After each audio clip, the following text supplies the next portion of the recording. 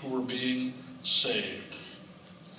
I don't know if any of you know there's a magazine titled Reminisce. Anybody ever seen it? Maybe not. Christian magazine. I read an article came out of there, and several years ago there was an article by a woman who told of her father having returned from the war. He, like many men, wanted to buy tools for his workshop. One of the tools he really wanted was a drill press. But at that time after the war, tools were scarce, and the ones that were there were very expensive. He couldn't afford to buy one, so he built his own. He used some unusual parts to build it. He used a motor from an old washing machine. For his gearing, he used a Model A Ford transmission. He used a car jack, a motorcycle kickstarter, that's what caught me, and a burned-out drill chuck. She said that he used it for more than 50 years, and it still works. Now, I wish there would have been a picture of that, but there wasn't.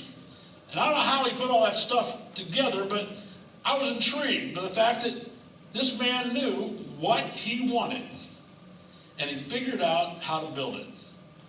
He wanted a drill press, but he didn't build it out of parts you and I would have expected him to use. He used the materials that he had on hand.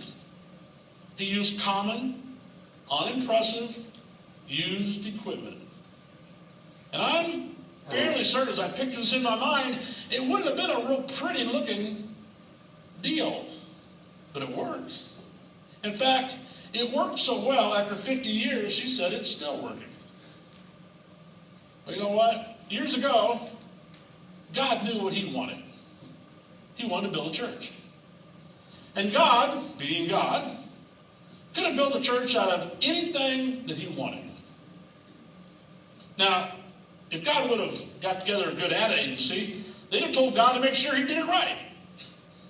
They'd have probably done a demographic study to find and target a specific group of people. And then they would have managed the message so that it would appeal to that target audience. And I got a feeling they'd have told God to make sure that his new church had the best music program and song leaders, the best youth program, the best ministries for young adults and senior adults. And then, after you get that, there'd be billboards to buy, flyers to pass out, and they wanted to build especially an impressive gymnasium so they could have an athletic outreach in the community. And of course, they would need to be a building program so they could have a state-of-the-art worship center and a wonderful Sunday school space. Now, for the most part, most of that stuff is okay, I guess.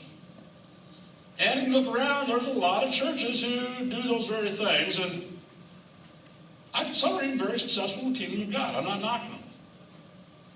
But if you look back in the Old Testament, in the book of Acts, I read this morning, you find out God didn't do it that way. God didn't follow the advice of a powerful ad agency or some church consultant group. He didn't gather a bunch of people together to get the right ideas to do what he wanted to do. In fact, he built his church out of common, ordinary, unimpressive materials. It shouldn't have worked, but it did. And it still works, just like that drill press. But why? I mean, why did it work? What was it about what took place on Pentecost that gave the church such powerful growth and success? Well, number one, God was in it. We read Acts 2:47, and the Lord added to the church daily such as should be saved.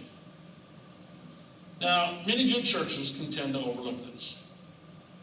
When Peter saw the crowd that had gathered at Pentecost, he seized the opportunity and began to preach to them. And just like Peter, we should always seize every opportunity that we can to tell people about the hope that we have in Jesus. But after having seized all those opportunities, we tend to ask ourselves, what more can we do for the lost?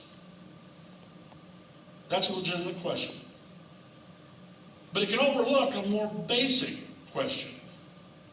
And that is, where is God in the equation. When I read Acts 2:47, it said, the Lord added to the church daily. And my mind drifted back to the Old Testament. In Genesis 6:22, we're told Noah did everything just as God commanded him. Noah did his part. He built the ark. He prepared stalls for each of the animals. He brought in food to feed them. He brought in food for his family. And as he worked, people would come around and he would preach to anybody who'd listen. But then we're told pairs of clean and unclean animals, of birds, and of all creatures that move along the ground, male and female, came to Noah and entered the ark as God had commanded Noah. The animals came to Noah. He didn't